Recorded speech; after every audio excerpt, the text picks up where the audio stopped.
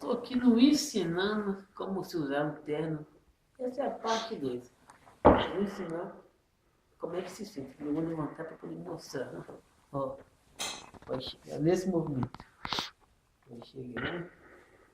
Vai apoiar as mãos. Isso aqui é vital. A pessoa tem que ver isso aqui. Os clientes estão atentos a todo detalhe. Você vai. Isso aqui, tá vendo? Lembra da primeira parte? Tem que mostrar. Isso que eles querem ver. Você vai fazer esse movimento. Ó, espia os dedos. Tá vendo aqui? Ó.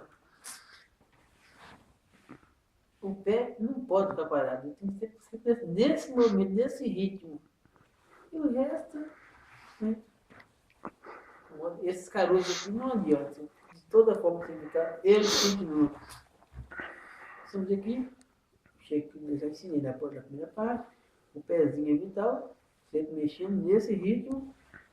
Esses caroços não adiantam. Eu posso fazer o que eu quiser com eles, mas não sai. Deixando claro que terno é uma bosta. O movimento aqui já deixei claro, não tem jeito.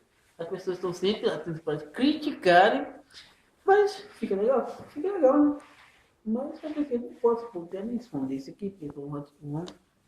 Vamos falar que eu estou de quê? De manga curta. Alguém aí já assistiu Diamante de Sangue? O cara perguntou, você quer manga curta ou manga larga? E você quer o quê? Larga. Manga curtíssima, manga larga. Nessa aí eu já tinha perdido o braço todo, né? Aí me pediu manga curta e cortei aqui, ó. Puta! Você acha que curta é aqui? Manga curta não é aqui, manga curta é aqui. É melhor você perder essa mama. Se você pedir manga curta, você perde o braço todo. Mas vamos deixar o diamante para lá. Estamos aqui mais uma vez ensinando como usar um terno. Não esqueçam do pezinho. A etiqueta está aí para toda pessoa que quiser ver. Até o próximo vídeo, ensinando como se usar um terno.